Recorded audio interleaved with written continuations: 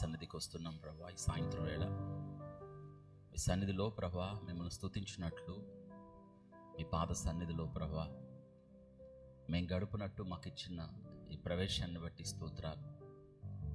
కృతజ్ఞతా స్తుతులతో ఆర్భాటంతో మీ సన్నిధికి రావాలి. మా జీవితాల్లో మీరు చేసిన మేలులు ఉపకారాలన్నీ మేము జ్ఞాపకం చేసుకున్నప్పుడు ప్రభా కృతజ్ఞతతో స్వస్థత నొందిన ఆ కుష్ఠరోగి పెద్ద శబ్దం చేస్తూ తిరిగి వచ్చాడు ప్రభా. ఆ శబ్దంలో అర్థం కృతజ్ఞత. ఆ శబ్దంలో ఆర్భాటం చేశాడు, కుష్ఠరోగినైనా నన్ను క్రీస్తు యేసు స్వస్థపరిచాడు అని. స్తోత్రాలు. మేము ఆర్భటించాలి మీరు మా జీవితంలో చేసిన ప్రతి మేలు. స్తోత్రాలు ప్రభా. మమ్మలను మీరు నడిపిస్తూ ప్రభా కాపాడుతూ భద్రపరుస్తూ సంరక్షిస్తూ ప్రతి కీడు నుండి తప్పిస్తూ ఉన్నారు. మీకు వందనాలు. అందుకే సజీవులుగా మీ పాద సన్నిధిలో నిలిచే యోగ్యత ఇచ్చారు. ఇక్కడ వచ్చిన ప్రతి బిడ్డను దీవించండి ప్రభా. ఈ దిన పరిచర్య అంతటిని మీరు దీవిస్తూ ఉన్నారు. స్తోత్రాలు. ఈ సాయంత్రం ప్రభా మీరు మాతో మాట్లాడండి. ఇంతవరకు మీ నామాన్ని మహింపరుచుకున్నారు. స్తోత్రాలు. ఈ సమయాన్ని మీకు అప్పగిస్తున్నాం. మీ స్వరాన్ని వినిపింపచేయండి ప్రభా. మేము ఏం చేయాలో నేర్పండి ప్రభా. సమయలు వలె నీ దాసుడు ఆలకించుచున్నాడు, సెలవిమ్ము. అవును నాయనా, మీరు ఆజ్ఞాపిస్తే వింటాం, లోబడతాం, స్పందిస్తాం ప్రభా. మీరు చెప్పినట్టు చేస్తాం. మీకు వందనాలు. అటువంటి తీర్మానం ప్రభా, వినయం, విధేయత, సాత్వికం దీనతో మాకు ఇవ్వండి. మీకే మహిమ తెచ్చుకోనండి. యేసు నామములో అడిగి వేడుకుంటున్నాం తండ్రి. ఆమేన్. క్రీస్తునందు ప్రియ దేవుని బిడ్డలందరికీ యేసు క్రీస్తు వారి శ్రేష్టమైన నామంలో అందరికీ వందనాలు తెలియజేస్తున్నాను. మరి దిన వాతావరణం అంతా కూడా చాలా రైనీ, క్లౌడీ దిన వాతావరణం. దేవుడు చాలా చల్లటి వాతావరణం ఇచ్చాడు. కాబట్టి ఆ వాతావరణాన్ని బట్టి కూడా మనం దేవుణ్ణి చెప్పండి, ఏది ఎప్పుడు ఏ వాతావరణం ఇవ్వాలో దేవునికి తెలుసు కదా. అయితే ఇక్కడ బయట వాతావరణం కాదు కానీ భక్తి వాతావరణం ముఖ్యం. వింటున్నారా? మనలో ఒక్కోసారి మనం చాలాసార్లు బయట వాతావరణాన్ని చూస్తాం, బయట వెదర్ రిపోర్ట్ చూస్తాం కదా. మనం ఇప్పుడు చాలా అందుబాటులోకి వచ్చేసాయి వాతావరణ సమగ్రమైన రిపోర్ట్స్, వాతావరణ సూచనలన్నీ వచ్చేసాయి, మీ ఫోన్లోకి వచ్చాయి. మనం చాలాసార్లు ఎలా ఉంది వాతావరణం, రేపు వాతావరణం ఎలా ఉంది, ఈ వారం వాతావరణం ఎలా ఉంది అని చాలాసార్లు మనం వాతావరణాన్ని చూస్తాం. అయితే మీకు తెలుసా, మనలో కూడా ఒక వాతావరణం ఉంటుంది. నేనేమంటానంటే దాన్ని భక్తి వాతావరణం అంటాను. భక్తి చేయడం, మన భక్తి కూడా మారుతూ ఉంటుంది. ఒక్కోసారి మారిపోయే భక్తి దేవుడు కోరుకోడు. మనం స్థిరులై ఉండాలి అని దేవుడు ఎప్పుడు కోరుతాడు. మనం మార్పు అనేది మన జీవితంలో భక్తి విషయంలో ఎప్పుడు ఉండకూడదు, స్థిరత.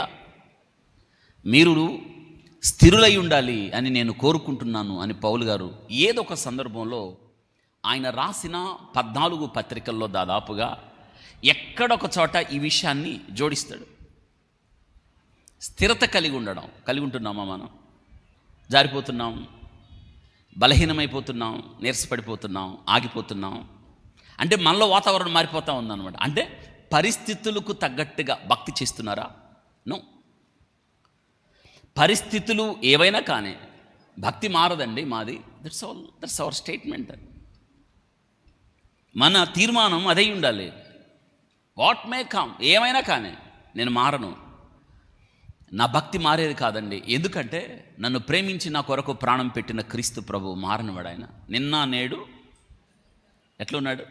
మారడు. ఆయన అల్ఫా ఒమేగా, ఆది అంతము లేనివాడు.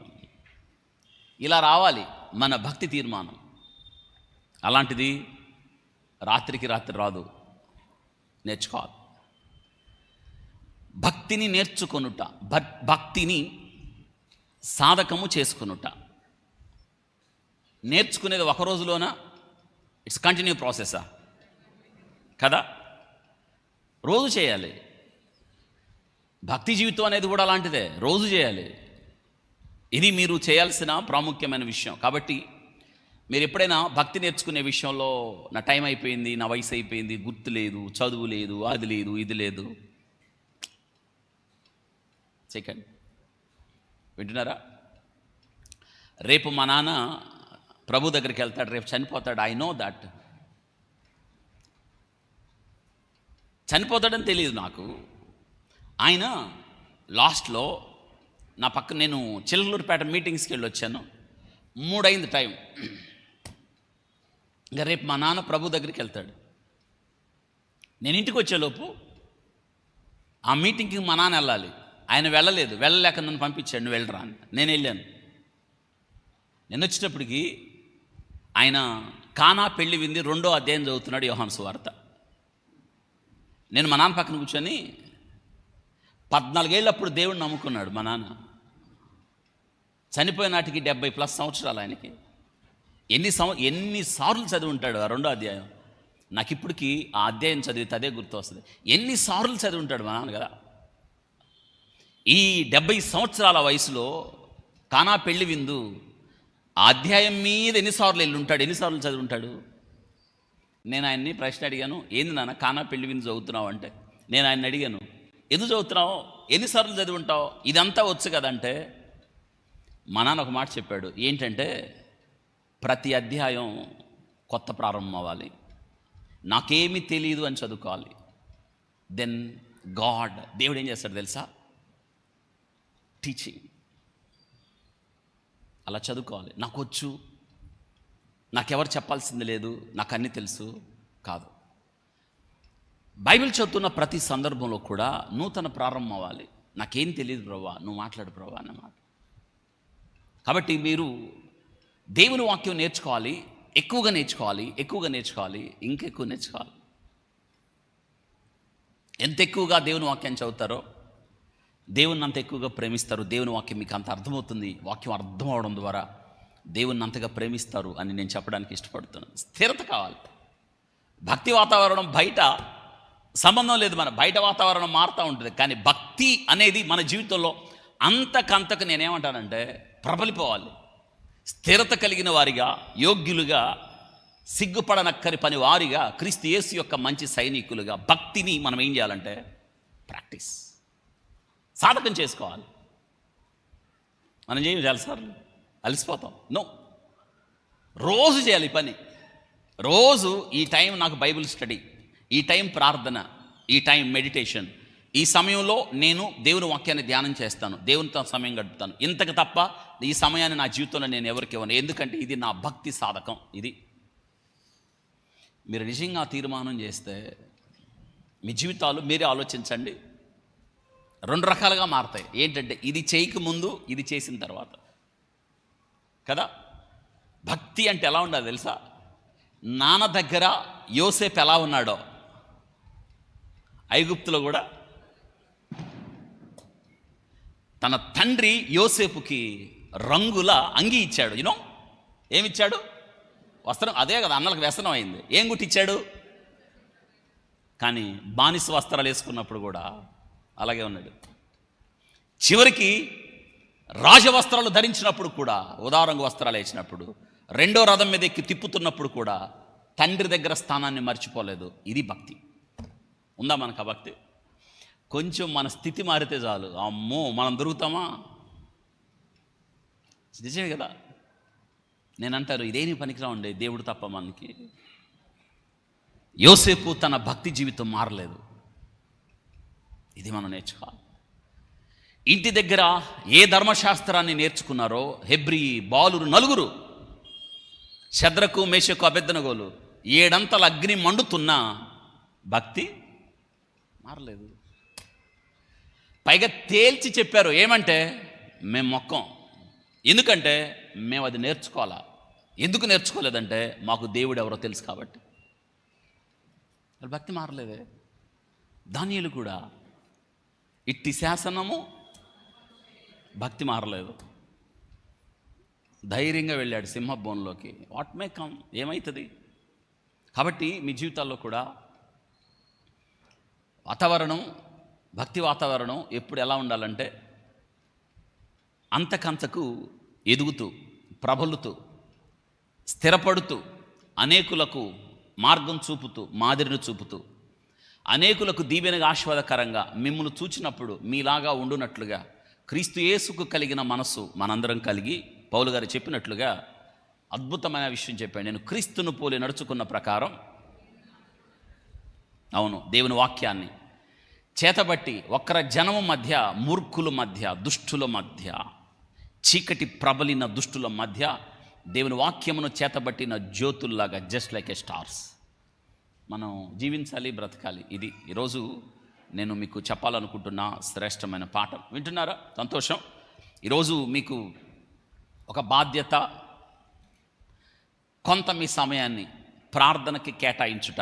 మీ సమయంలో మీకున్న 24 గంటల్లో కొన్ని నిమిషాలు ఇజ్రాయెల్ దేశాన్ని గురించి ప్రార్థించుట, ఆలోచించుట, మీరు ప్రత్యేకంగా ఆ దేశము కొరకు మీరు భారంగా ప్రార్థించుట అన్న విషయాన్ని మీరు మర్చిపోవద్దు. ఎందుకంటే మనం చాలా తక్కువ సమయమే ఉంటాం భూమి మీద. మీకేమైనా పనులు ఏమైనా ఉన్నాయా భూమి మీద? ఇంకా తొందరగా పనులు చేసేసుకోండి. పొలాలు ఉంటే అమ్మేసేయండి, ఇళ్ళుంటే అమ్మేసేయండి, ఇళ్ళు కట్టడం మానేసేయండి, డబ్బులుంటే పంచేసేయండి, బంగారం పేద ఆడపిల్లలకు ఉంటే ఇచ్చేసేయండి. డాక్టర్ గారికి ఏమైంది సాయంత్రం అనుకుంటున్నారా? అనుకుంటారు పైగా పోయినా.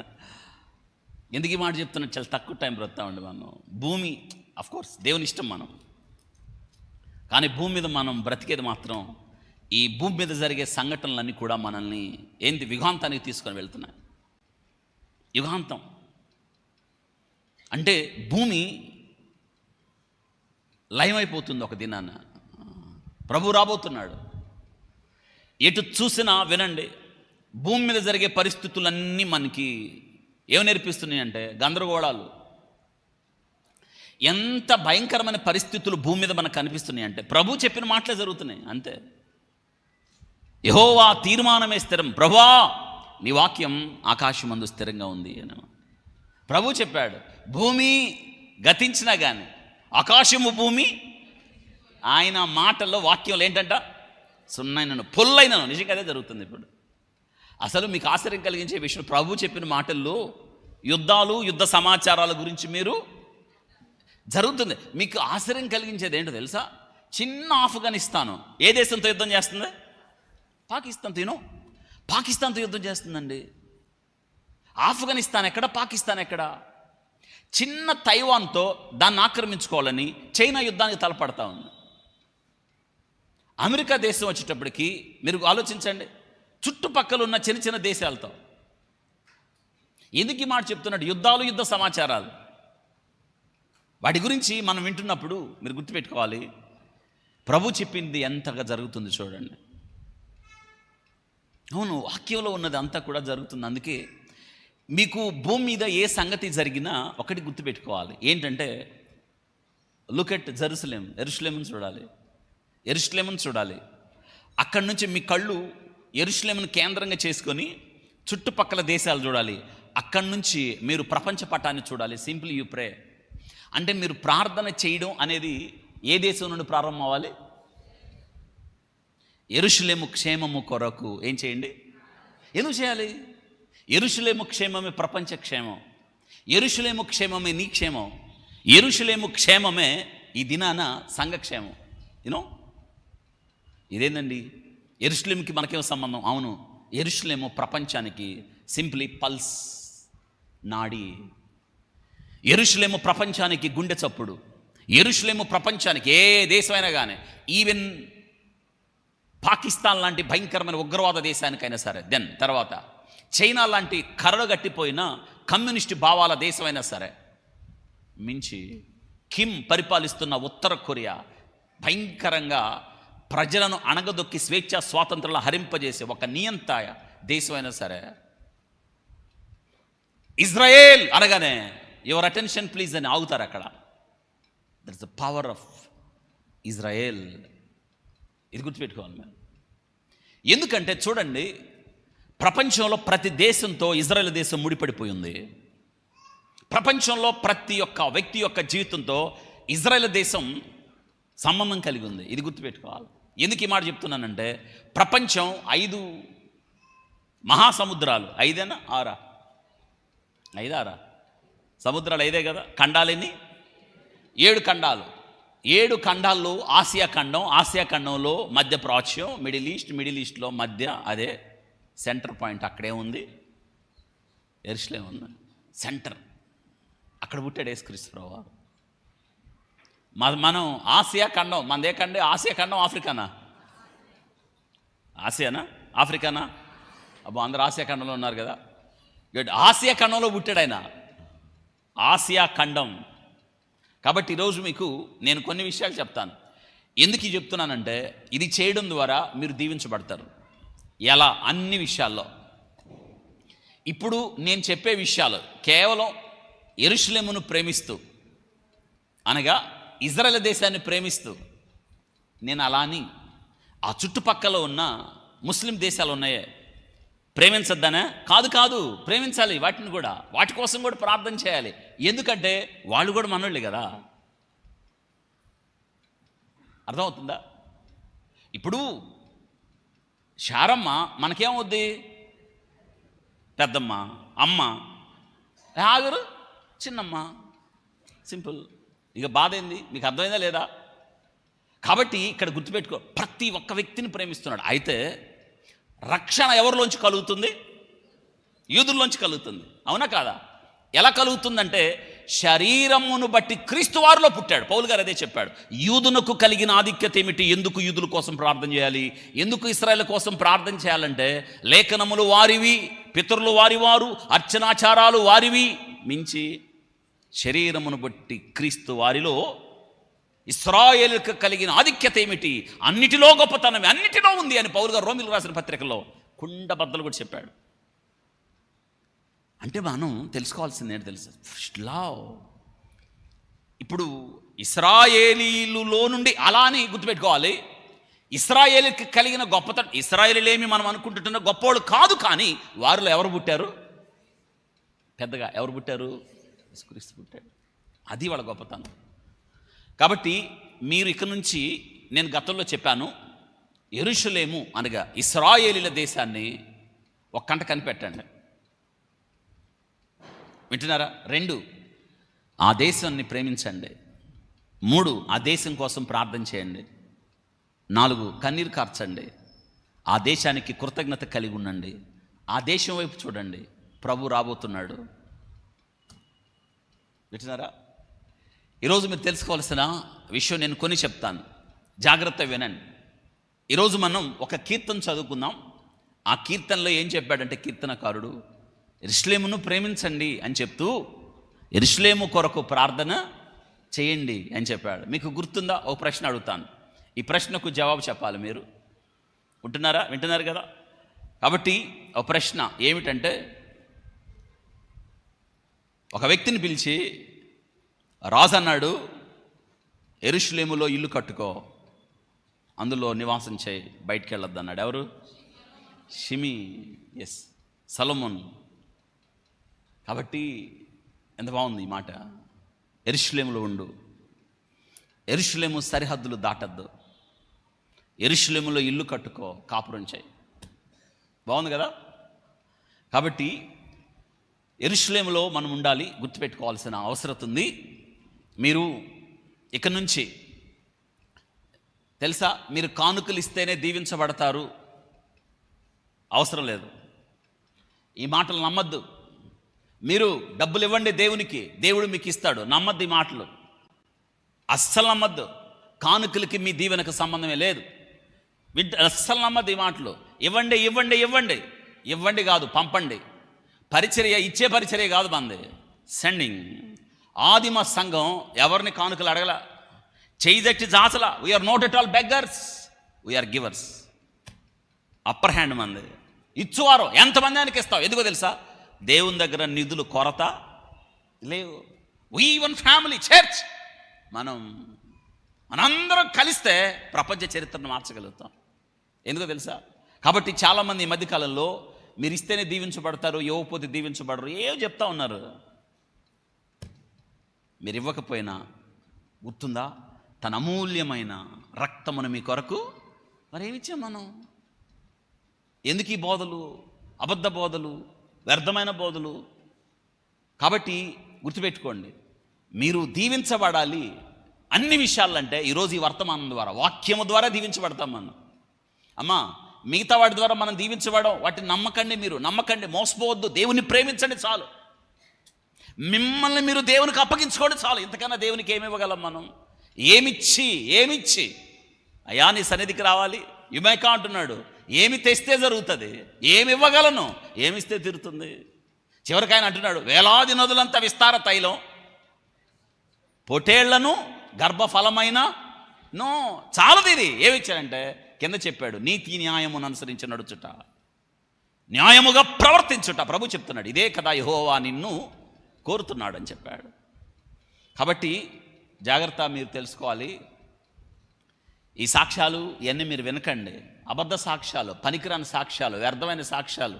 మీరు వినాల్సిన సాక్ష్యాలు ఏంటంటే, క్రీస్తు నా జీవితాన్ని మార్చాడండి, నా బ్రతుకును మార్చాడు, నా స్థితిని మార్చాడు. ఒకానప్పుడు పాపిని, ఈరోజు నేను పాపిని కాదు, క్రీస్తు రక్తము ద్వారా కడగబడి విమోచించబడిన యేసు క్రీస్తు ద్వారా నీతిమంతుడయ్యాను నేను. ఇది సాక్ష్యం. పాపిగా ఉన్న నన్ను పరిశుద్ధుడిగా మార్చాడు, త్రాగుబోతుగా ఉన్న నన్ను పరిశుద్ధుడిగా మార్చాడు, దురవస్థలో ఉన్న నన్ను స్థితిని మార్చాడు. అరణ్య రోదనగా మారిన నా పాప బ్రతుకులు ఆనంద గీతాన్ని నింపాడు. దుర్భరమైన జీవితం జీవించే నాకు నీతి వస్త్రం ఇచ్చి ఒక శ్రేష్టమైన జీవితాన్ని ఇచ్చాడు. నాడు నేడు, ఇది సాక్ష్యం. అందరూ చెప్పండి, నాడు నేడు. పెద్ద చెప్పండి, నాడు. అద్భుతం కదా సాక్ష్యాలు. నేను మొన్న ఎక్కడో విన్నాను, ఏంటో తెలుసా సాక్ష్యం? ఏంటో తెలుసా? ఆ సాక్ష్యాలు కానుకలు ఇచ్చిన తర్వాత జరిగే సాక్ష్యాలు వాళ్ళు ముందుకు రండి అంటున్నారు. ఏమి ఇచ్చిన సాక్ష్యాలు? ఇవ్వకపోతే దీవించడా? ఎందుకు దీవించడండి? అసలు నువ్వు ఇచ్చే కానుకలు ఆయనకి ఎందుకు? కాబట్టి ఇదంతా ఎందుకు చెప్పాల్సి వస్తుందంటే, మీరు ఈ వాక్యం వినేవాళ్ళు ఎవరైనా సరే, కానుకలతో దేవుని పరిచర్య వినండి. డబ్బులు ఇవ్వండి అనేవాడు వాక్యం ఏం చెప్తాడు? నో. భక్తి జీవితం, విశ్వాస జీవితంలో మనం ఎంత ముందుకు వెళ్ళాలో. కాబట్టి మీరు చాలామందికి చెప్పాలి, వాక్యాన్ని చదవాలి, వాక్యాన్ని ప్రేమించాలి. మీరు దీవించబడాలంటే కానుకలు ఇచ్చావు, మీరు దీవించబడాలంటే ఇంకేదో ఇచ్చి కాదు. మీరు దీవించబడాలంటే దేవునికి ఇవ్వాల్సింది మీ హృదయం. చెప్పండి, ఏమి ఇవ్వాలి? మీ జీవితాన్ని ఇవ్వండి. బ్రతుకును మార్చగలిగిన దేవుని చేతుల్లో సజీవ యాగం అవ్వండి. మీరు దీవించబడ్డం కాదు, మీరే అనేకులకు దీవెనగా మారుతారు. ప్రభు చెప్పిన మాటలు ఇవి, వింటున్నారా? కాబట్టి నేటి సాక్ష్యాలు మీరు వినాల్సిన సాక్ష్యాలు ఒకటే, ఒకే ఒక్క సాక్ష్యం. ఇంతకు మించిన సాక్ష్యాన్ని నువ్వు వింటున్నావంటే, ఈ దినాన క్రైస్తవత్వం ఎందుకు నవ్వులు పాలైందంటే మన వల్లే. అవును, మన వల్లే. ఉన్నట్టు సాక్ష్యం చెప్తే ఎవరెత్తాలు చేస్తారు మనల్ని? ప్రభు చెప్పమన్న సాక్ష్యం ఏంటి? మారిన జీవితం, మారిన బ్రతుకు, మారిన స్థితి. బావి దగ్గర కొండ విడిచిపెట్టి ఊర్లోకి వెళ్ళి ఏం చెప్పిందామా? నేను చేసినవన్నీ ఆయన క్రీస్తు కాడా, ఆయన మీరు వచ్చి ఇదే టెస్ట్ మనీ. ఏదా టెస్ట్ మనీ? ఏది నేటి దినాన కదా? దారుణం అయిపోయింది కదా క్రైస్తవత్వం, నవ్వుల పాలైపోతుంది కదా. ఎంత పరిస్థితులు దిగజారిపోతున్నాయి చూసారా? అవును, దిగజారుతున్న పరిస్థితుల్లో బలంగా నిలబడండి. కొంతమందికైనా మనం సత్య సువార్తను చెప్పడానికి ఎక్కువ అవసరం లేదండి. చిన్న సంఘం 10 మంది చాలు. ఆ 10 మందిని దేవుని కొరకు సిద్ధం చేస్తే చాలు. చిన్న సంఘం, పెద్ద సంఘాలు ఏం లేవు, చిన్న సంఘాలు. పెద్ద సేవకుడు, చిన్న సేవకుడు, పెద్ద పాస్టర్, చిన్న పాస్టర్ లేరు ఎక్కడ. సేవకుడు వేరుగా ఉంటాడు, భక్తి మీకు నేర్పే వ్యక్తి వేరుగా ఉంటాడు. గుర్తుపెట్టుకోవాలి. వాక్యం చదివితే తెలుస్తుంది ఇవన్నీ. వింటున్నారా? ఈ చివరి దినాల్లో ప్రభు చెప్పినట్లుగా అబద్ధ బోధకులు వాక్యాన్ని వక్రీకరించి వారు పోకిరి శాస్త్రాల ద్వారా అబద్ధాలు చెప్తూ మిమ్మలను ఒక భ్రాంతిలోకి తీసుకువెళ్ళిపోయి మీరు వినేదే సత్యమని మిమ్మల్ని బైబిల్ చదవకుండా తను చెప్పిందే మీరు వేదవాక్యం అనుకొని మోసపోతున్న దినాల్లో ఈ క్రైస్తవత్వం నలిగిపోతుంది. వింటున్నారా? ఇది మనం తెలుసుకోవాల్సిన విషయం. చివరికి ఒక మాట చెప్పి ఈ కీర్తనలోకి వెళ్ళాలి మనం. ఏంటంటే వాక్యం విన్న ప్రతి సందర్భంలో తెలుసా మన మీద కొరడా దెబ్బలు పడుతూనే ఉంటాయి. అందరి మాట చెప్పండి. వాక్యం విన్న బెత్తపు దెబ్బలు మన మీద, వాక్యం వింటున్న ప్రతి సందర్భంలో మనకెక్కడొక చోట గుచ్చుకుంటూనే ఉండాలి.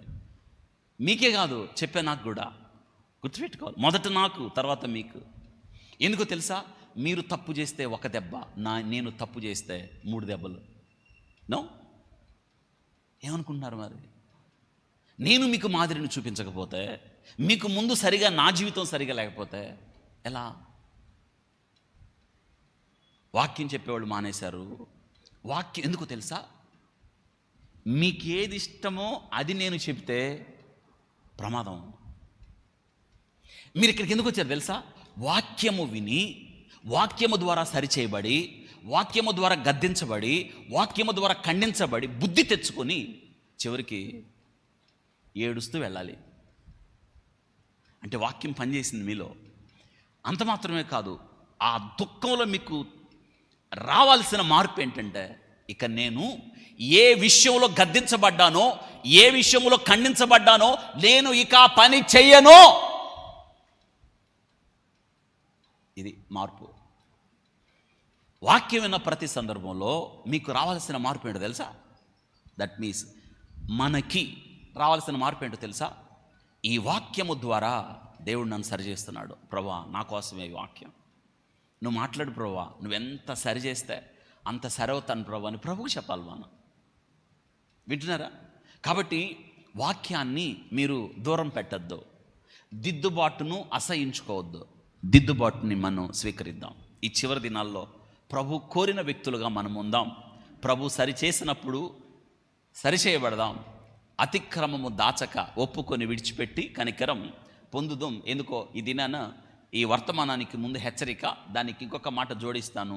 మీరు ఇక నుంచి మీ ప్రార్థనలో, ఇక నుంచి మీ అనుదిన బైబిల్ పఠనంలో ప్రతిదినం మీరు చేయాల్సిన మీ యొక్క దేవునికి ఇచ్చే సమయంలో కొంచెం సమయం కేటాయించి ఇజ్రాయేల్ దేశం కొరకు, యెరూషలేము కొరకు ప్రార్థన చేసి ఆ దేశాన్ని మీరు ఒక కంట కనిపెట్టి, ఎందుకంటే ఆ దేశాన్ని ఎందుకు చూడాలి అంటే ఒక మాట నేను చెప్తాను, వినండి. ఆ దేశాన్ని ఎందుకు ప్రేమించాలి, ఆ దేశం వైపు ఎందుకు చూడాలి, ఆ దేశం కొరకు ఎందుకు ప్రార్థన చేయాలి అంటే గుర్తుందా? యేసుక్రీస్తు ప్రభువారు మరణాన్ని గెలిచి తిరిగి లేచిన తర్వాత ఆయన 40 దినాలు భూమి మీద చాలా జాబితా ఇచ్చాడు. అపోస్తలుడైన పౌలు గారు కొరింథీ పత్రిక 15వ అధ్యాయం ప్రారంభోత్సవాల్లో ఎవరెవరికి కనిపించాడో చెప్పాడు. ఆయన చివరికి ఆయన ఒలీవల కొండ మీదకి వెళ్ళి ఆ శిష్యులు అక్కడున్న వారందరినీ దీవించి ఆస్వాదించి ఎక్కడికి వెళ్ళాడు?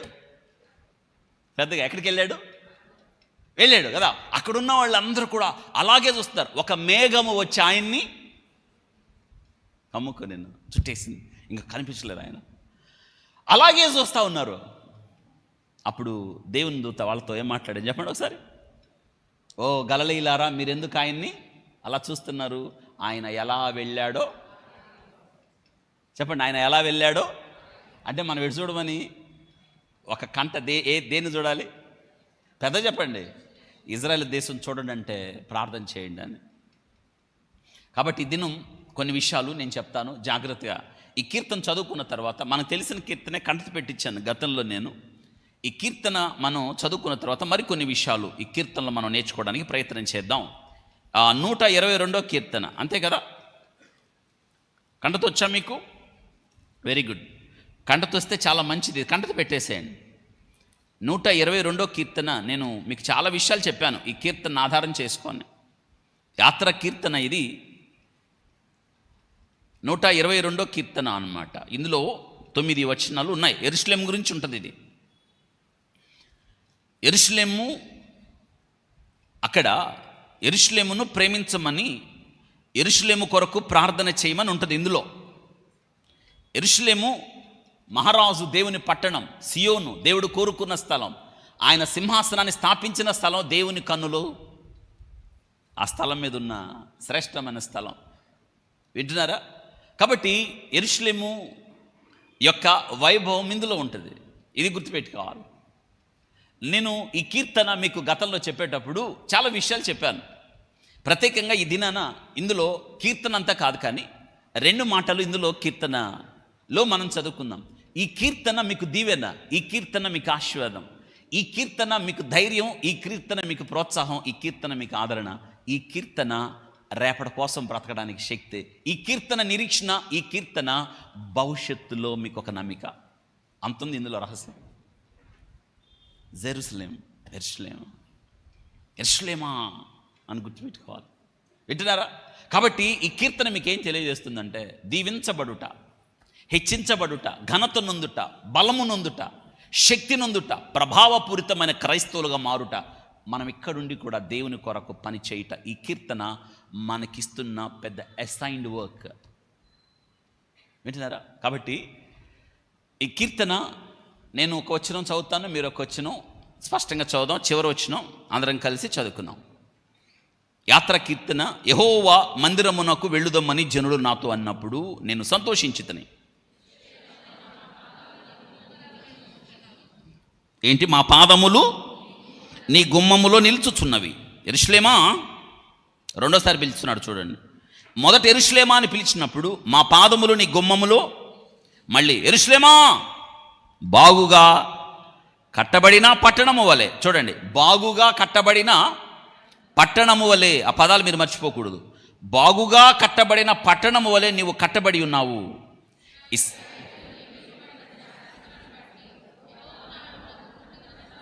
ఇక్కడ ఒక మాట ఉంది, బాగుగా కట్టబడిన పట్టణం. ఏంటది? ఇందుకు ఎవరు కట్టారు? దేవుడే కట్టాడు. ఇప్పుడు అందుకు ఇక్కడ బాగుగా కట్టబడిన పట్టణము వలె నీవు, జస్ట్ లైక్ ఎ కంపాక్టెడ్ జోన్ అండి. ఎట్లుంటుందంటే ఒకదాని తర్వాత ఒకటి, ఒకదాని తర్వాత ఒకటి పర్వతాల మీద కట్టబడిన జియోగ్రఫికల్గా వెరీ సేఫ్ జోన్, సేఫ్టీ. అసలు యెరూషలేం మీదకి యుద్ధం చేయడానికి డేర్ నాట్. ఒకదాని తర్వాత ఒకటి కట్టడాలు, కంపాక్టెడ్ అనమాట, ఒకదానికొకటి బాగుగా కట్టబడిన కట్టడం వల్లే అని చెప్పాడు. ఇది మీకు తెలుసుకోవాల్సిన విషయం ఏంటంటే, చూడండి అక్కడ యెరూషలేమా అని చెప్పాడు. ఇశ్రాయేలీయులకు నియమించబడిన శాసనమును బట్టి, అంటే ఇశ్రాయేలీయులకు ఏమి నియమించాడు దేవుడు? శాసనాలు, వాక్యం ఉంది అక్కడ. అవును, ఇశ్రాయేలీయులకు నియమించబడిన శాసనము బట్టి యెహోవా నామమునకు కృతజ్ఞతాస్తుతులు చెల్లించుటకై. వింటున్నారా? ఏంటంట? ఇశ్రాయేలుకి నియమించబడిన శాసనాలు అక్కడ ఉన్నాయి. అందరూ మాట చెప్పండి. ఎక్కడ? యెరూషలేములో. కృతజ్ఞతాస్తుతులు చెల్లించుటకై వారి గోత్రాలు, యెహోవా గోత్రములు అక్కడికి ఎక్కి వెళ్ళును. ఆ పదం గమనించారా? వారి గోత్రాలు, తర్వాత ఇక్కడ 2 పదాలు గమనించాలి మీరు. వారి గోత్రాలు, తర్వాత వెరీ గుడ్. ఇప్పుడు ఈ పదం మీరు గమనించండి. వారి గోత్రాలు. ఇక్కడ ఎన్ని గోత్రాలు ఉన్నాయి? మొత్తం 12 గోత్రాలు ఉన్నాయి. ఈ 12 మంది ఎవరు? యాకోబు కుమారులు, రూబేన్ దగ్గర నుంచి చివరోడు దాకా ఈ 12 గోత్రాలు. హలో, మీరు ఏ గోత్రం నుండి వస్తున్నారు అంటే, మేము రూబేన్ గోత్రం అండి. పదండి. రెండో గుంపు, మీరు ఏ గోత్రం నుండి వస్తున్నారంటే, మేము ఇంకొక షిమ్యోను, మేము లేవి గోత్రం అండి, మేము ఇంకా గోత్రం. పదండి. కానీ ఈ యెరూషలేములోకి అడుగు పెట్టిన తర్వాత గోత్రాల పేర్లు లేవు. మొత్తం కలిపి ఏ గోత్రాలైన ఒక్కటే లైనిక. వారి గోత్రాలు ఏమయ్యాయి? యెహోవా గోత్రాలు అయ్యాయి. ఇది మీరు మర్చిపోకూడదు, గుర్తుపెట్టుకోవాలి. వారి గోత్రాలు యెహోవా గోత్రములు అక్కడికి వెళ్ళును. 5 చదవండి.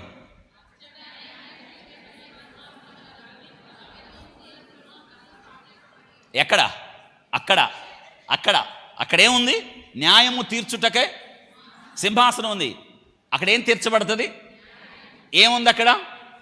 దాని మీద ఎవరు కూర్చుంటారు? నువ్వా, నేనా, దేవుడా? అది అక్కడ న్యాయము తీర్చుటకై సింహాసనం ఉంది. అంటే నీకు న్యాయం జరగాలంటే సింప్లీ గో టు జెరూసలేం. అందుకే దావీదు అంటున్నాడు, రండి రండి మనం అక్కడికి పోదాం, యెహోవా మందిరమునకు వెళుదామని జనులు నాతో అన్నప్పుడు నేను సంతోషించి తిని అని చెప్తున్నాడు. కాబట్టి అక్కడ న్యాయము తీర్చుటకై దావీదు వంశల సింహాసనము స్థాపించబడి ఉన్నది. ఇంతకు యేసుక్రీస్తు ప్రభువారు ఏ వంశం? అబ్రహాము కుమారుడైన, దావీదు కుమారుడైన యేసుక్రీస్తు వంశావళి. దావీదు మొద్దు నుండి, యెషయ మొద్దు నుండి చిగురు, దావీదు వేరు ఈయనే. కాబట్టి 6 యెరూషలేము యొక్క క్షేమము కొరకు ప్రార్థన. ఇప్పుడు మన పని ఏంటంటే క్షేమము కొరకు. అమ్మా రోజు ప్రభువా నన్ను కాపాడు ప్రభువా, నా కుటుంబాన్ని కాపాడు ప్రభువా, నా బిడ్డలను కాపాడు ప్రభువా, నా ఇరుగు పొరుగు వారిని కాపాడు ప్రభువా అంటున్నారా? ఇరుగు పొరుగులతో మనకేం పని కదా, వాళ్ళకు మనకు పడదు కదా. ఆమె నిన్నేగా మన కళ్ళి కోపంతో చూసింది, ఆమె కోసం మనం ఎందుకు చేయాలి? అందుకని ప్రభువా నన్ను నా కుటుంబాన్ని దీవించు ప్రభువా కాదు, నీ సరిహద్దులు దాటాలి నీ ప్రార్థన. అద్భుతం తెలుసా? యెరూషలేము యొక్క క్షేమము కొరకు ఎందుకు చేయాలి? మనకేం పని? మనకి ఎందుకు చేయాలి? మనం యెరూషలేము ఎక్కడో దేశం, అది మనం ఎందుకు చేయాలి? మన కోసమే మనం చేసుకోం. ఇక్కడ విషయం ఏంటి తెలుసా? యెరూషలేము క్షేమమే అది రహస్యం. నిజంగా మీరు మీ ప్రార్థన తీరు, ప్రభా నేను యెరూషలేము కోసం ప్రార్థన చేస్తున్నాను ప్రభా, ఇశ్రాయేలు కోసం ప్రార్థన చేస్తున్నా, వారిలో మీరు పుట్టారు ప్రభా, వారి నుండే కదా నాకు రక్షణ వచ్చింది. ఈ భూమి మీద యూదులు అనేవాళ్ళు లేకపోతే మీరు వచ్చేవాళ్ళ నాయన. నువ్వు కోరుకున్న ప్రజలు ప్రభువా, వారు గొప్ప ప్రజలని మీరు ఎన్నుకోలేదు నాయన. మీ స్వకీయ సంపాద్యంగా భూమి మీద బలహీనులుగా తక్కువ జనంగా ఉన్నప్పుడే అయ్యా నువ్వు వారిని ఎన్నుకున్నావు. ఏ శరీరియు నీ ఎదుట అతిశయించకుండా ఉండనట్లుగా బలహీనులను సిగ్గుపరచడానికి, చూడండి, బలవంతులను సిగ్గుపరచడానికి బలహీనులను, జ్ఞానవంతులను సిగ్గుపరచడానికి అలాంటి వాళ్ళు. అందుకే ఇక్కడ యెరూషలేము యొక్క క్షేమము కొరకు ప్రార్థన అని చూడండి. ఇంకొక మాట చెప్పాడు, యెరూషలేమా నిన్ను ప్రేమించువారు. ఇక్కడ 2 విషయాలు చెప్పాడు. ప్రార్థన చెయ్యి, యెరూషలేమును ప్రేమించు, వర్ధిల్లు. చెప్పండి 2 పదాలు. ఇంకో పదం మర్చిపోయారు కదా. యెరూషలేము యొక్క క్షేమము కొరకు ఏం చెయ్యి? ప్రార్థన చెయ్యి. తర్వాత యెరూషలేమును ప్రేమించు, వర్ధిల్లు. 3 ముక్కలు. యెరూషలేము కొరకు ప్రార్థన చెయ్యి, తర్వాత యెరూషలేమును ప్రేమించు, వర్ధిల్లు. 7వ వచనం చదువుతున్నాను. నీ ప్రాకారముల్లో నెమ్మది కలుగునుగాక, నీ నగరులలో క్షేమముండునుగాక. చూడండి 8 చదవండి.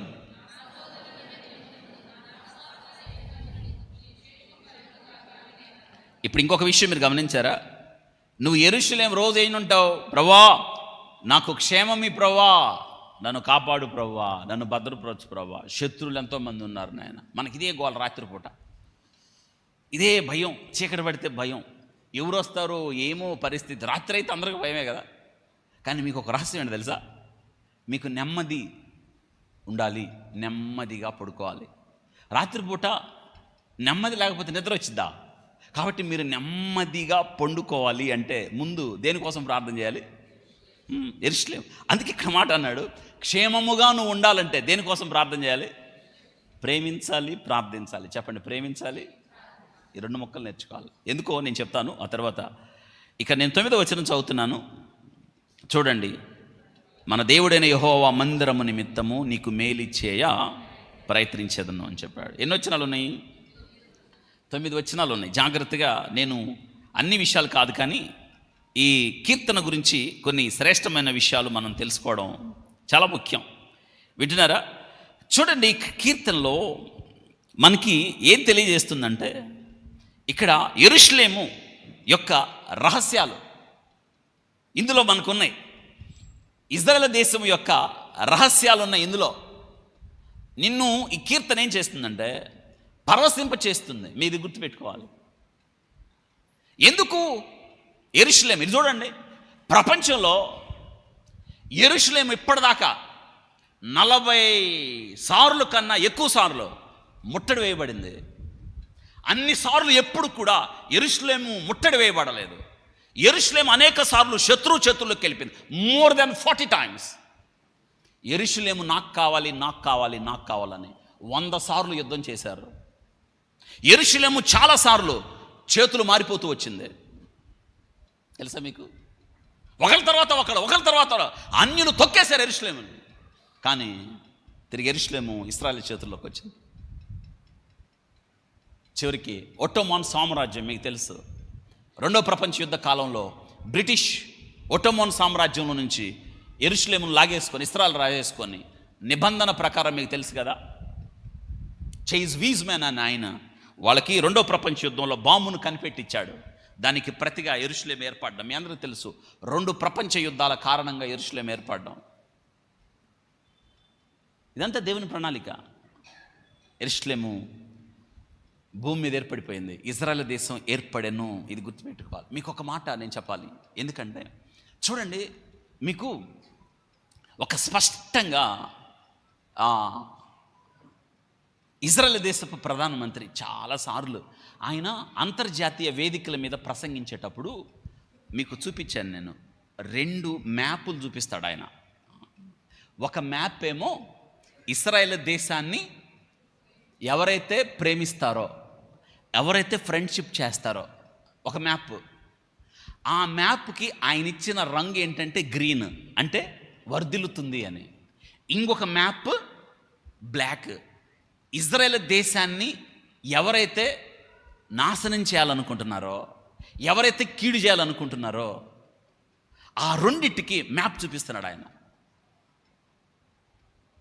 ఇక్కడ ఎందుకో తెలుసా, దేవుడు అబ్రహాముతో చెప్పాడు. అబ్రహాముతో 7 విషయాలు చెప్పాడు ఈ దేశం కోసం, ఇజ్రాయేలీలతో ఎలా ఉండాలో. ఎందుకంటే ప్రభువారిలోంచి రాబోతున్నాడు. అద్భుతం.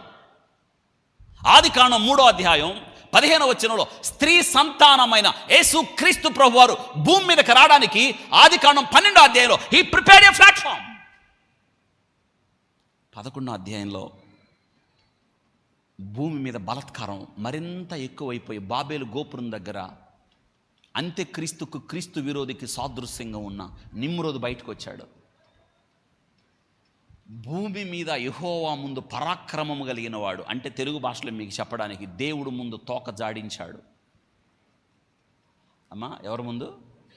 అంటే దేవునితో తలపడడానికి పోరాటం చేశారు. ఈరోజు చాలామంది అండి, అమ్మా ఎవరితో తలపడకండి, ఎవరి జోలికి వెళ్ళొద్దు.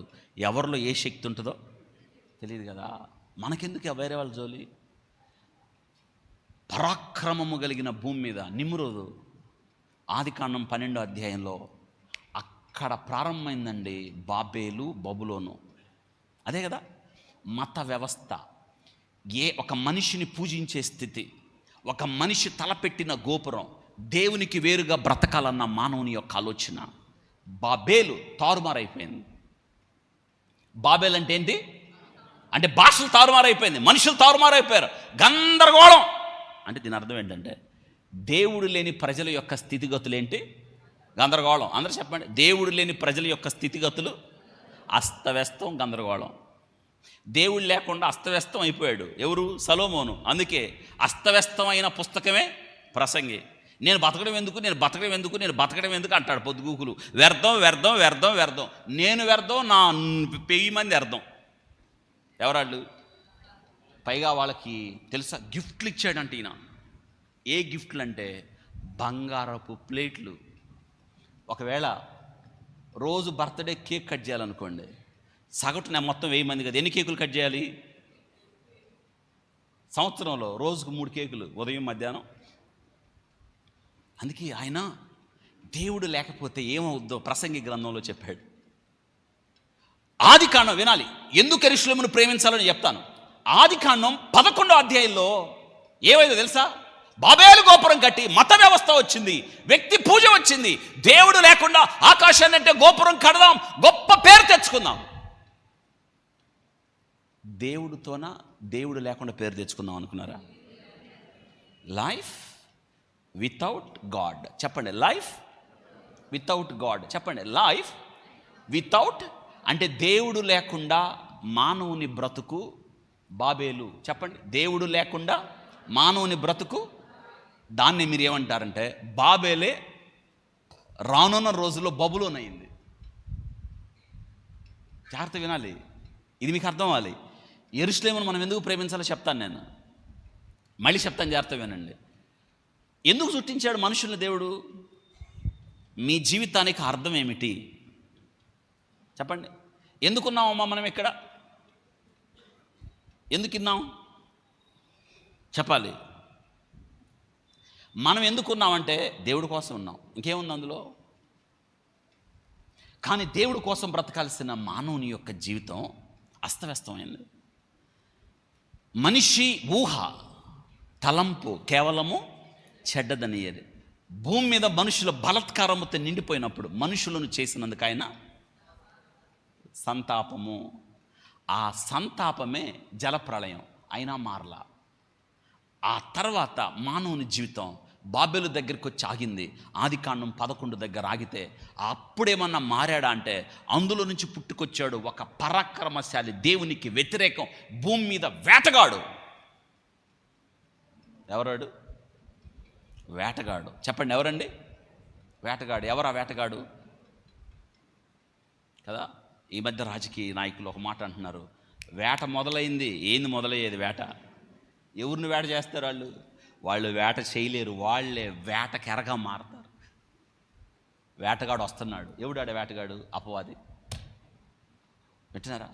ఆదికాండం 11వ అధ్యాయంలో వేటగాడు మొదలయ్యాడు. విచిత్రమైన తెలుసా? గొప్ప విషయం చూసారా? దేవుడు దిగొచ్చాను. ఎంత బాధ ఉంటుందండి, దేవునికి ఎంత దుఃఖం ఉంటుంది చూడండి. నాకు ఒక తండ్రి నా దగ్గరికి వచ్చాడు. ఆ ఇంట్లో ఒక్కడే కొడుకు. ఆ బాధలు తట్టుకోలేక, వాళ్ళది ఈ ఊరు కాదు, నేను చెప్పట్లేదు, పేరే చెప్పట్లేదు, ఈ ఊరే వచ్చారు వాళ్ళు.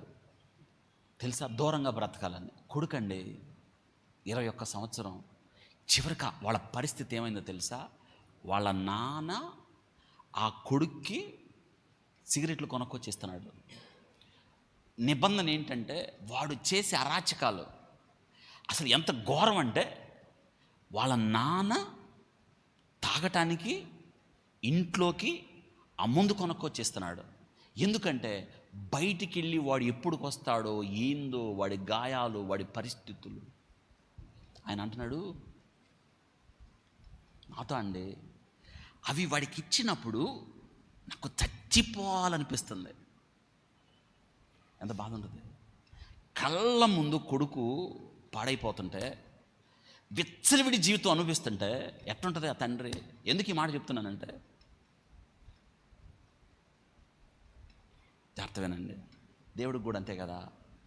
ఆయన పిల్లలుగా మనం పాడైపోతుంటే, అక్రమంగా నడుస్తుంటే, దేవుడు లేకుండా జీవించేద్దాం అనుకుంటే, మన ఊహలతో నడుస్తున్నప్పుడు, బలత్కారముతో నిండిన లోకంలో లోకాన్ని ప్రేమిస్తూ లోకాన్ని హత్తుకుంటున్నప్పుడు దేవునికి ఎంత దుఃఖం కదా. నేను ఏం చేస్తుంటారు మీరు అని అడిగాను. అయితే నువ్వు ఇక్కడికి వచ్చావు కాబట్టి నేను నీకొక విషయం చెప్తా. నువ్వు ఇక్కడ దాకా వచ్చావు, మీరు ఎక్కడ ఉంటున్నారు అని అడిగితే విషయం చెప్పాడు. సరే నేను రేపు వస్తా, ఎవరిని తేను. ఆయన భయపడుతున్నాడు, తెలుస్తుంది. ఇంకెంతకాలం భయపడతావా నువ్వు? చివరికి నేను ఒక్కడిని వెళ్ళి ఎవరిని తీసుకెళ్ళి, మామూలుగా నేను ఒక్కడిని వెళ్ళి, చాలామంది పిల్లల్ని తీసుకెళ్ళి వెళ్ళేటప్పుడు ఒక్కడినే వెళ్తే తెలుసా అండి, రిచ్గా ఉంది ఆ ఇల్లు. వాడు ఏదో గేమ్లు ఆడుతున్నాడు. విచిత్రమైన తెలుసా, వాళ్ళ అమ్మ అక్కడ కూర్చుంటే చేతిలో సిగరెట్ పెట్టుకొని తాగుతున్నాడు. అంటే వాడు పూర్తి పిచ్చోడయ్యాడు. అది వాడి మీద నా కోపం రాలా, జాలికి జరిగింది. వాడిని నిందితుడిగా చూడలా, నేను బాధితుడిగా చూశాను. 2, వాడు కాదు నిందితులు, వాళ్ళ తల్లిదండ్రులు వాడిని పెంచిన విధానం నచ్చలేదు నాకు. వింటున్నారా? నేను చూద్దామని వెళ్ళి ఆ ఇంటి వాతావరణం, వాడు పక్కన కూర్చున్నా, పొగదులతో ఆపలా, పొగదులతోనే ఉన్నాడు నా మీద కూడా. నేను అడిగిన ప్రతి ప్రశ్నకు కూడా సమాధానం చెప్పాలా, ఒక్కదానికి కూడా. వింటున్నారా? అంటే వాడికి మనిషిగా ఉన్నాడు కానీ పిచ్చోడు అయిపోయాడు. దురలవాట్లన్నీ. ఇంజనీరింగ్ ఆపేశాడు, ఎందుకు బతుకుతున్నాడో తెలియదు. ఇంట్లో వాళ్ళ అమ్మ వాళ్ళ నాన్న రోజు ఆడవడమే. అందుకు నేను ఒక సలహా చెప్పాను, పరిష్కారం ఇది.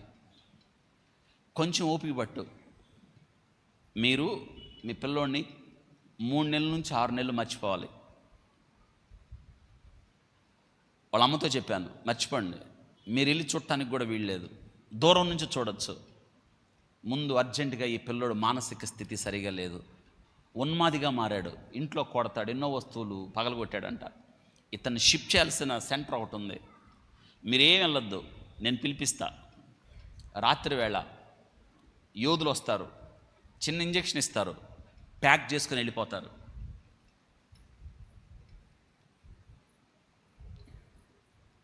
రెండు రోజుల తర్వాత అర్ధరాత్రి వేళ ఇంట్లో ఫుల్గా తాగేసి పడుకున్నాడు. నాకు ఫోన్ చేశారు, విజయవాడ నుంచి వచ్చింది అంబులెన్స్, వచ్చారండి, తీసుకుని వెళ్ళిపోయారు. ఎక్కడ ఉన్నాడు నాకు కూడా తెలియదు. 2 నెలలు అయింది, బాగయ్యాడు. ఫోటో పంపించాడు డాక్టర్, ఈజ్ ద పర్సన్. క్రాఫే ఇచ్చాడు.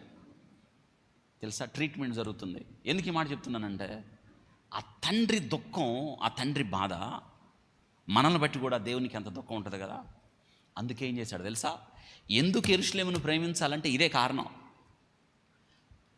ఇప్పుడు బాబేలు, బబులోను మత వ్యవస్థ వచ్చింది, అక్కడంతా తారుమారే, మనిషి జీవితం తారుమారు, ఇంకా ఇంకా మనిషి జీవితం అస్తవ్యస్తం. అందుకే అంత భయంకరమైన స్థితిని బాగు చేయడానికి, మానవ జీవితాలను బాగు చేయడానికి, తారుమారైన జీవితాలను బాగు చేయడానికి దేవుడు ఈ లోకానికి రావాల్సిన అవసరం ఏర్పడింది. రక్షకుడి లోకానికి రావాల్సిన అవసరం ఏర్పడింది. అందుకే అంత బలమైన బాబేలు, యోధాను యోధుడు, దేవుని ముందు పరాక్రమశాలి నిమ్రోదు, అతని యొక్క మత వ్యవస్థను, బలత్కారాన్ని జయించడానికి, అతనితో యుద్ధం చేసి గెలవడానికి, పాడైన మానవ జీవితాలను బాగు చేయడానికి ఒక బలహీనుడిని ఎన్నుకున్నాడు. ఆదికాండం 12వ అధ్యాయం. ఆయన యంగ్స్టర్ కాదు, ఆయనకి అంత తెలిసినోడు కాదు, ఒక విగ్రహారాధుడు, ఒక బలహీనుడు. దేవుడు పిలిచినప్పుడు 75 ఏళ్ళు. ఆయన ఎవరండి? కమ్అవుట్. ఆదికాండం 12వ అధ్యాయంలో ప్రారంభమైన ఈ హెబ్రీలు, ఇశ్రాయేలీలు, అది యూదుల చరిత్ర మీరు చూడండి. దేవుడు పిలిచాడు అబ్రహాముని. ఎందుకు పిలిచాడు తెలుసా? అబ్రహాములో నుండి యేసయ్య రావాలి అంటే. యూదుల చరిత్ర లేదా ఇశ్రాయేలీల చరిత్ర ఈరోజు కాదు. ఈ చరిత్ర ఎప్పుడు ప్రారంభమైందంటే మీరు చెప్పాలి, ఎన్నో అధ్యాయంలో? ఆదికాండం. అబ్రహాముని పిలిచాడు, అబ్రహాములో నుండి. సింపుల్. అబ్రహాము కుమారుడైన, దావీదు కుమారుడైన యేసుక్రీస్తు. అందుకు యేసయ్య రావాల్సి వచ్చింది. కాబట్టి ఇశ్రాయేలీల యొక్క చరిత్ర ఎక్కడ ప్రారంభమైందంటే అబ్రహామును పిలుచుకున్నాడు దేవుడు. దేవుడు ఇప్పుడు అవతల వాడు నిమ్రోద్ అయినప్పుడు, అవతల వ్యక్తి నిమ్రోద్ అయినప్పుడు, నిమ్రోద్ లాంటి బలవంతుని పిలిచాడా? నిమ్రోద్ లాంటి ఆర్కిటెక్చర్ని పిలిచాడా? నిమ్రోద్ లాంటి వేటగాడిని పిలిచాడా? పిలవలా. ఎవరిని పిలిచాడు? నిమ్రోదికి 25 ఏళ్ళు అనుకుంటే అబ్రహాంకి ఎంత? ఎవరిని పిలవాలి? దేవుడు ఎవరిని వాడుకోవాలి? కాబట్టి ఇక్కడ ఎవరికైనా 70 ఏళ్ళు పైన ఉంటే దేవుడు మిమ్మల్ని కూడా, మీరేమి ముసలోళ్ళు కాదు, మీరు కుర్రవాళ్లే. 1000 ఏనుగులు బలం వచ్చింది కదా ఇప్పుడు మీకు. అవును. దేవుడు ఎవరినన్నా, అసలు మోషేని పిలిచినప్పుడు, మోషేకి బాధ్యత అప్పగిచ్చినప్పుడు, మోషే వయసు ఎంత అండి? 80 ఏళ్ళు. 80 ఏళ్ళు వాళ్ళు ఎవరన్నా ఉంటే దేవుడు మిమ్మల్ని వాడుకుంటారు. ఇక మిమ్మల్ని ముసలోళ్ళు అంటే ఒప్పుకోవద్దు. వింటున్నారా? కాబట్టి దేవుడు ఎవరినన్నా వాడుకొనును. చెప్పండి, దేవుడు ఎవరినన్నా. అప్పుడు అబ్రహాముని పిలిచి ఒక మాట చెప్పాడు. ఇదే బెంజమిన్ నెతన్యాహు ప్రపంచానికి ఏంటంటే, మేము రాజీ పడం, మేమెక్కడ ఎన్ని యుద్ధాలు చేసినా ఓడిపోము. ఎందుకంటే మేము దేవుని చేత దీవించబడ్డాం, దేవుని ప్రజలం, మేము దీవించబడ్డాం. మాతో ఎవరైతే ఫ్రెండ్షిప్ చేస్తారో వాళ్ళు దీవించబడతారు. మా కొరకు ఎవరైతే ప్రార్థన చేస్తారో వాళ్ళు దీవించబడతారు. మాతో ఎవరైతే సంబంధాలు పెట్టుకుంటారో వారు దీవించబడతారు. ఏ దేశాలైతే మాతో యుద్ధం చేయాలనుకుంటాయో, మా దేశాన్ని నాశనం చేయాలనుకుంటాయో, మాతో వైరం పెట్టుకొని మా దేశం లేకుండా చేయాలనుకుంటున్నారో, బ్లాక్ ఇన్ కలర్. ఫ్రెండ్షిప్ చేసే గ్రీను, వ్యతిరేకించే దేశాలు బ్లాక్. నువ్వు ఇజ్రాయెల్ దేశం కోసం ప్రార్థన చేస్తే గ్రీను, ప్రార్థన చేయకపోతే బ్లాక్. చెప్పండి, గ్రీనా బ్లాకా? అది ఇప్పుడు వచ్చేసారు లైన్లోకి మీరు. గ్రీన్. కాబట్టి ఇక్కడ ఏం చెప్పాడో తెలుసా? రండి, ఆదికాండం 12వ అధ్యాయంలో ఇక్కడ మీకు 7 విషయాలు చెప్పాలి. 7 త్వరగా అండర్లైన్ చేసేయండి. ఎందుకు యెరూషలేము కొరకు మనం ఇశ్రాయేల్ దేశాన్ని ప్రేమించాలి, ప్రార్థించాలంటే త్వరగా రాసేయండి. ఆదికాండం మీకు తెలిసిందే ఇది. ఇప్పుడు మీరు మరింతగా లోతుగా చదవండి. చదివిన వాక్యమే. దేవుడు అబ్రహామును పిలిచాడా? పిలిచాడు. ఏమన్నాడు చూడండి. పిలిచి అక్కడ చక్కగా చెప్పాడు. అక్కడ నీవు లేచి నీ దేశము నుండి, నీ బంధువుల యొద్ద నుండి, నీ తండ్రి ఇంటి నుండి బయలుదేరని నీ చూపించు దేశములకు వెళ్ళుము. అక్కడ చూడండి, చూపించు దేశానికి నిన్ను గొప్ప జనముగా చేసి. 1, I will make you a great nation. నిన్ను గొప్ప జనముగా చేసి, గొప్ప దేశం, గొప్ప జనం, అబ్బబ్బబ్బా గొప్ప జనం. I will make you great nation. అమ్మా, గ్రేట్ నేషన్. మన దేశం గ్రేట్ నేషనా కాదా? అమ్మో, మన దేశం ఎంత గొప్ప దేశం, ప్రజాస్వామ్య దేశం మన దేశం. అందుకే మన దేశం, భారతీయుడిగా మనం మన దేశాన్ని ప్రేమిస్తూ, మన దేశాన్ని గౌరవిస్తూ, మన దేశం యొక్క సార్వభౌమాధికారాన్ని కాపాడుతూ, భారతీయ పౌరుడిగా భారతీయులంతా నా సహోదరులని గివ్ బ్యాక్ టు సొసైటీ. ఈ దేశం నీకేం చేసిందో, ఈ దేశము కొరకు బాధ్యత వహించి, ఈ దేశం యొక్క క్షేమం, ఈ దేశం యొక్క సౌభాగ్యం, ఈ దేశం యొక్క సౌభార్దత్వం కొరకు భారతీయులుగా మనం పాటుపడాలి. మనం చేయాల్సింది ఒకటే, give back to our nation. మనం ఎంత ధన్యులం అంటే, ఇశ్రాయేలీలు ఒక మాట చెప్తారు. ఏంటంటే, మాకు 2వ మాతృదేశం. ఏ దేశం? ఇండియా. కాబట్టి India is my country, all Indians, all my brothers and, మళ్ళీ రెండోసారి చెప్పచ్చు, ఇండియా ఈజ్ మై కంట్రీ. రెండోది, Israel is my second country. All Jews are my brothers and sisters. I love Israel country చెప్పచ్చు కదా. కాబట్టి మనం తెలుసుకోవాల్సిన విషయం, దేవుడు అన్నాడు ఇశ్రాయేలీలు ఏమన్నాడు చెప్పండి? I will make you a great. అయిందా లేదా? ప్రపంచంలో. అందుకే ప్రపంచ దేశాలకు ఆభరణం ఏంటది? అన్ని దేశాల చూపులు ఏ దేశం వైపు? ప్రపంచంలో సూపర్ పవర్ ఇజ్రాయెల్ దేశం. ఇజ్రాయెల్ దేశంతో ఎవ్వరూ గెలవలేరు. ఈ భూమి మీద నేటి దినాన సూపర్ పవర్గా పిలువబడే 3 ప్రముఖ దేశాలు, అమెరికా కావచ్చు, రష్యా కావచ్చు, తర్వాత చైనా కావచ్చు. ఒకేసారి 6 దేశాలతో యుద్ధం చేయగలిగిన సత్తా, దమ్ము, ధైర్యం, బలం, శక్తి, సామర్థ్యం దేనికి లేవు, ఒక్క దేశానికే ఉంది. దేనికది? I will make you a great nation. దేవుడు చెప్పాడు, గ్రేట్ నేషన్. ఇజ్రాయెల్ దేశం లాంటి దేశం ఏడుందండి? ఎక్కడుంది? దేవుడే అబ్రహాముతో పిలిచి, నిన్ను గొప్ప జనముగా, ప్రపంచ జనాభాలో 0.2% కూడా లేరు, కానీ నోబెల్ బహుమతులు వాళ్ళకే, టెక్నాలజీ వాళ్ళకే. నేను ఆ విషయం చెప్తాను. దేవుడు గొప్ప. అందుకే ఇజ్రాయెల్ దేశం ఏర్పడుట, శక్తి సామర్థ్యాల గురించి చెప్పాడు. 2, ప్రభు ఏం చెప్పాడు చూడండి. ఏం చెప్పాడు? నిన్ను గొప్ప జనముగా చేసి, తర్వాత నిన్ను ఆస్వాదించే. రెండోది ఏం చేస్తా? I will bless you. నిన్ను ఆస్వాదించే. దేవుడిచ్చిన వాగ్దానం, నిన్ను ఆస్వాదించే. తర్వాత అన్నాడు, ఎవరు ఆస్వాదిస్తాడు? నిన్ను ఆస్వాదించి. అందుకే చూడండి, నిన్ను ఆశీర్వదించి. చెప్పండి, నిన్ను ఆశీర్వదించి, నిన్ను ఆశీర్వదించి. కాబట్టి ఇశ్రాయేల్ని ఆశీర్వదించింది ఎవరు? మరి ఆయన ఆస్వాదిస్తే వాళ్ళని పాడు చేయడం ఎవరి వల్ల ఇది చెప్పండి?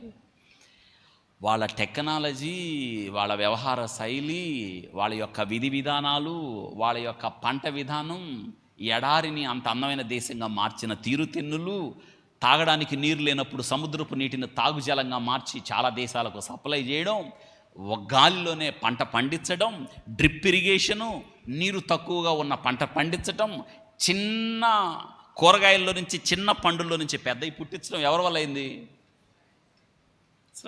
ఒక్కడి కాదు. అందుకే నేను నిన్ను ఆస్వాదించి. తర్వాత ఇంకొక మాట చెప్పాడు, 3వది, నీ నామమును గొప్ప చేయదును. ఇప్పుడు చెప్పండి, I will make your name great. నీ నామమును. కాబట్టి ఇశ్రాయేలీల నామాన్ని, ఇశ్రాయేల్ దేశాన్ని గొప్ప చేసింది ఎవరు? మనుషులు ఎవరు కాదు. ఎవరండి?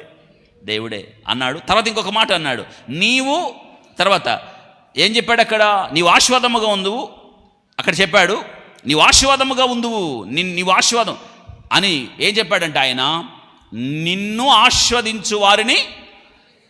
ఇది బెంజమిన్ నెతన్యాహు చెప్పే మాట ఏంటంటే, ఇప్పటికైనా మీరు కళ్ళు తెరవండి ప్రపంచ దేశాలారా, మేము ఎవరి జోలికి రాము, మేము ఎవరితో యుద్ధం చేయం, మా హద్దుల్లో మేము ఉంటాం, మేము మేలు చేయవారమే కానీ కీడు చేయవారం కాదు. సేమ్ టైం మా దేశానికి ఎవరు వచ్చినా మేము ఊరుకోం.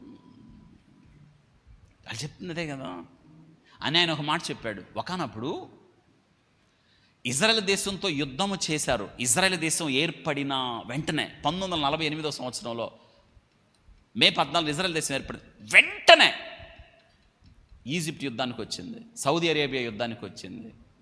తెలుసా? వచ్చినాయండి యుద్ధానికి. జోర్డాన్ యుద్ధానికి వచ్చింది, టర్కీ యుద్ధానికి వచ్చింది. కానీ ఇజ్రాయెల్ దేశం ఓడిపోలా. చాలా యుద్ధాలు జరిగినాయి. ఇప్పుడు దాకా దాదాపు 2 డజన్లు అంటారు, అంటే 24 యుద్ధాలు జరిగినాయి. అందులో ప్రముఖంగా 7 యుద్ధాలు జరిగినాయి. ఒక్క యుద్ధంలో ఇజ్రాయెల్ దేశం, వినండి, యుద్ధానికి వెళ్తున్నారు, మిగతా వినండి, ఒక్క చిన్న దేశం మీద, ఒక దేశం రాటల్లా, చాలా దేశాలు కలిసి ఇజ్రాయెల్ దేశం మీద యుద్ధానికి వస్తున్నప్పుడు ఇజ్రాయెల్ దేశం గెలవడమే కాదు, యుద్ధము చేసిన ప్రతి సందర్భంలో గెలవడం ఒక ఎత్తు అయితే వాళ్ళ దేశాన్ని ఎక్కువ ఆక్రమిస్తుంది. యుద్ధం చేసిన దేశం నష్టపోవాలి, కానీ ఇజ్రాయెల్ దేశం నష్టపోవటంలా. యుద్ధము చేసిన ప్రతిసారి ఇజ్రాయెల్ దేశం ఏమవుతుంది? లాభపడుతుంది. అందుకే చివరికి ఏమైంది తెలుసా?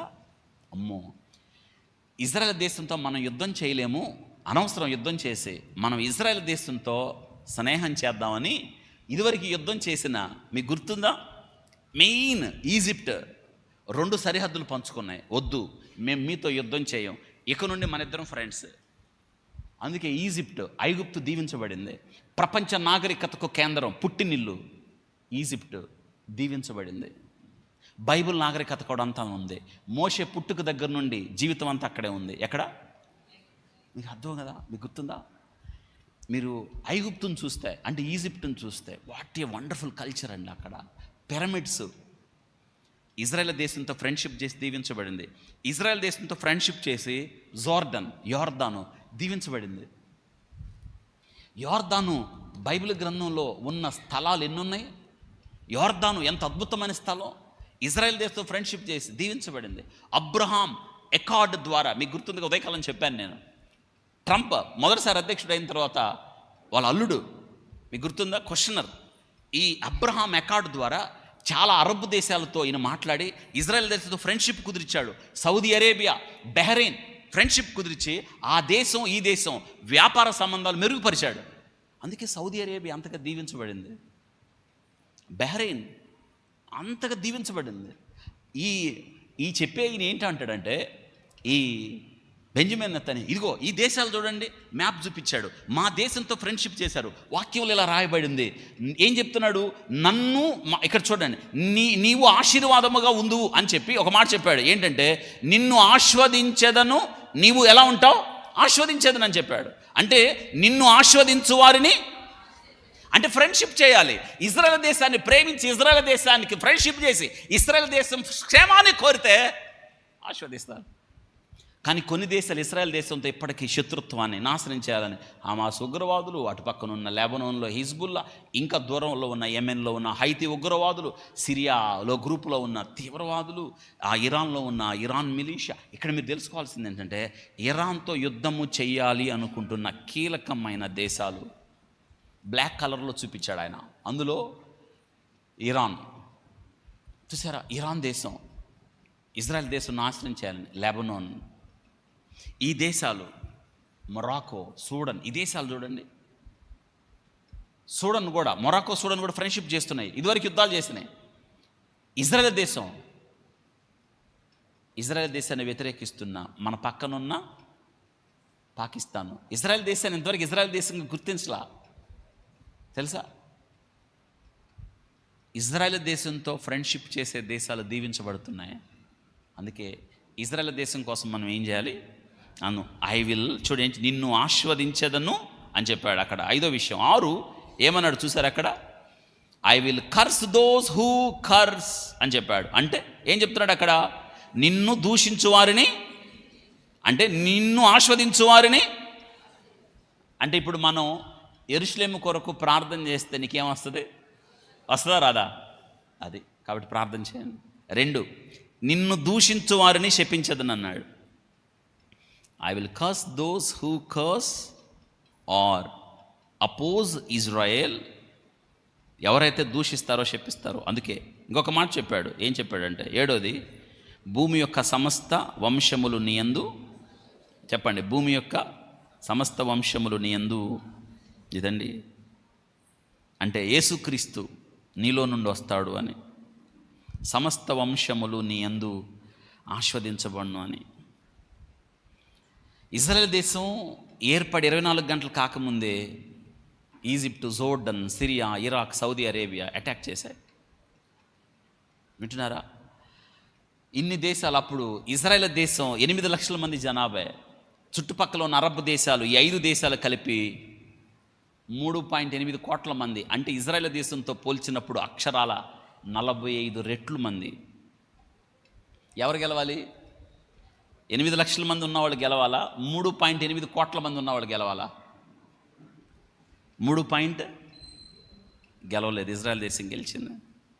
ప్రపంచ జనాభాలో 1 కోటి మంది కన్నా తక్కువ, 0.2.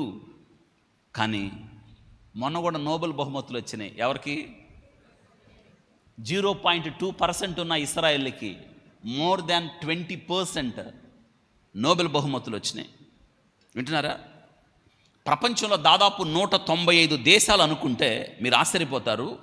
ఇజ్రాయెల్ దేశంలో అక్షరాల, మళ్ళీ చెప్తాను, ప్రపంచంలో 195, 196 దేశాలు అనుకుంటే ప్రపంచంలో ఎక్కడ లేని స్టార్టప్ కంపెనీస్ అక్షరాల 20,550 స్టార్టప్ కంపెనీస్ ఉన్నాయి ఇజ్రాయెల్ దేశంలో. అంటే చూడండి, ప్రపంచంలో టాప్ మోస్ట్ 100 యూనివర్సిటీస్లో ఇజ్రాయెల్ దేశంలో 3 యూనివర్సిటీలు ఉన్నాయి. ప్రపంచంలో టాప్ మోస్ట్ యూనివర్సిటీలు. కానీ దుఃఖకరం ఏంటంటే, ఎందుకో తెలియదు, మనం ఇన్ని సంవత్సరాలైనా ప్రపంచంలో టాప్ మోస్ట్ యూనివర్సిటీ మన భారతదేశంలో, కారణాలు తెలియదు నాకు. ఒక్క యూనివర్సిటీ కూడా లేదు మన దేశంలో. కట్టబడాలి. ఒకవేళ దేవుని రాకడ ఆలస్యం అయితే మన తర్వాత జనరేషన్ ఇది చూడాలి. మా భారతదేశంలో కూడా ప్రపంచంలో టాప్ మోస్ట్ యూనివర్సిటీ ఒకటి ఉంది అన్న స్థితికి రావాలి. వింటున్నారా? సొంతంగా రాకెట్స్ని తయారు చేసి స్పేస్లోకి పంపగలిగిన టాప్ మోస్ట్ 10 కంట్రీస్లో ఇజ్రాయెల్ దేశం ఉంది. వింటున్నారా? ఇది ఎందుకు ఈ మాట చెప్తున్నానంటే, మనం తెలుసుకుందాం. ఇజ్రాయెల్ దేశంలో ఉన్న డాక్టర్స్, సైంటిస్టులు, ఇంజనీర్లు ప్రపంచంలో అంతమంది ఎక్కడ ఉండరేమో బహుశా. కాబట్టి ఇజ్రాయెల్ దేశం కోసం ఎందుకు ప్రార్థన చేయాలంటే, ఇదిగో ఇజ్రాయెల్ దేశం ఈ కీర్తనను బట్టి, యెరూషలేమా నిన్ను, చెప్పండి, ప్రేమించువారు వర్ధిల్లుదురు. ఎందుకంటే ఇజ్రాయెల్ దేశం దేవుని కనుగుడ్డు. చెప్పండి, ఇజ్రాయెల్ దేశం ఏంటంటే దేవుని కనుగుడ్డు అని చదువుతాం మనం. ఒక మాట చదువుకుందామా? ద్వితీయోపదేశకాండం 32. ద్వితీయోపదేశకాండం 32.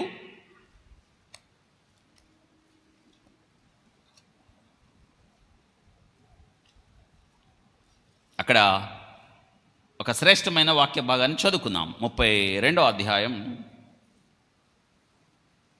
9-10 వచనాలు. యెహోవా వంతు ఆయన జనమే, ఆయన స్వాస్థ్య భాగము యాకోబే. అరణ్య ప్రదేశములోను భీకర ధ్వని గల పాడైన ఎడారిలోను వానిని కనుగొని ఆదరించి పరామర్శించి తన కనుపాప వలె వాణ్ణి, అవును, కనుపాప వలె వానిని కాపాడిన దేవుడు ఆయన. వింటున్నారా? కాబట్టి ఇశ్రాయేలీలు చూడండి, ఇశ్రాయేలీలు యెషయా గ్రంథం 62:6-7 వచనాలు, యెరూషలేమా నీ ప్రాకారముల మీద కావలి వారిని ఉంచి ఉన్నాను అని చెప్తున్నాడు. కాబట్టి ఇక్కడ 122వ కీర్తనలో మనం ఏం చెప్తున్నాడు?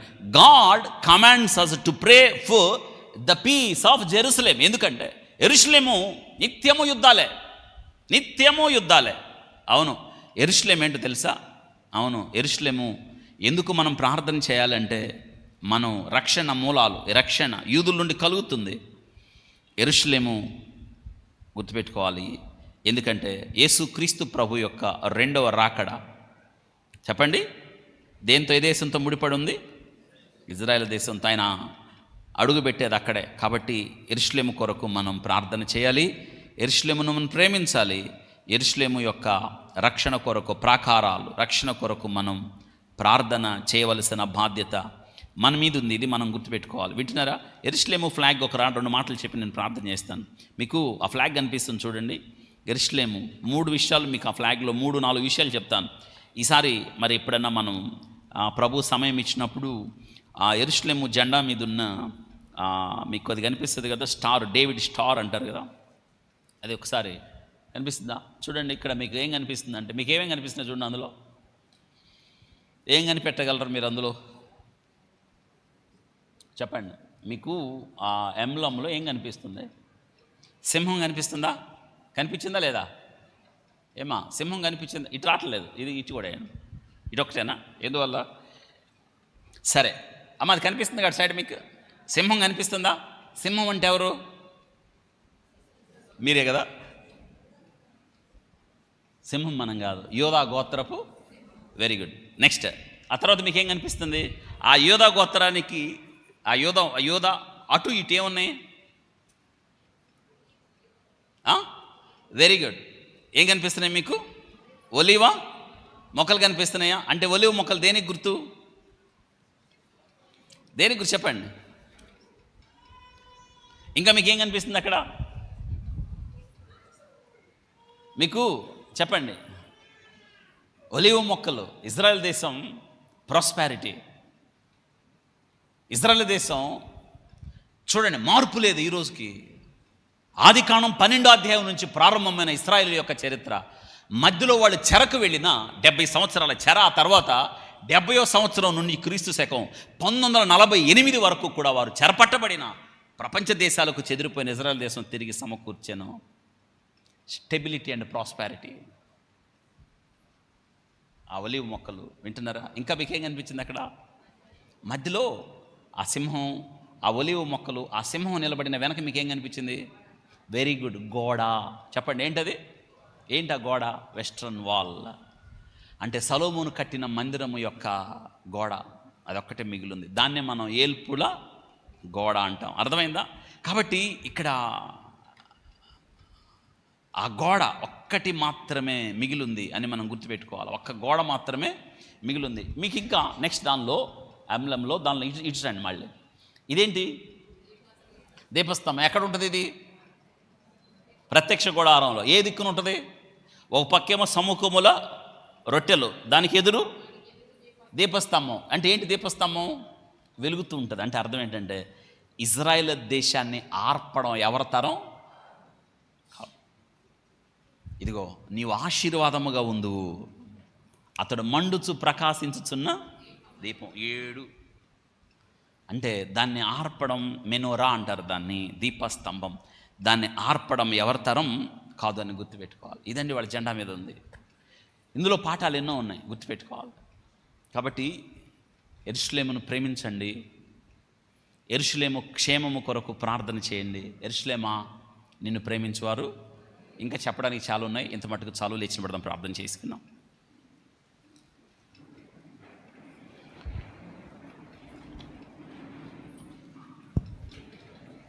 పరిశుద్ధుడా, స్తోత్రాలు. యెరూషలేమా, నిన్ను ప్రేమించువారు వర్ధిల్లుదురు.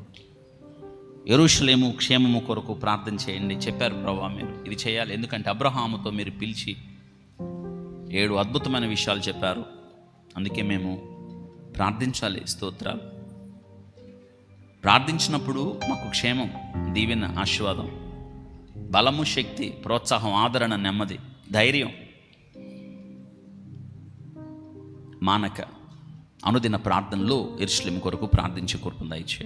వెతబడిన వాక్యం మా కొరకు దీవించి ఆస్వాదించి మీ నామకి మహిమ తెచ్చుకున్నామని, ప్రతి బిడ్డను దీవించి ఆస్వాదించమని యేసు నామములో అడిగి వేడుకుంటున్నాం తండ్రి. ఆమేన్.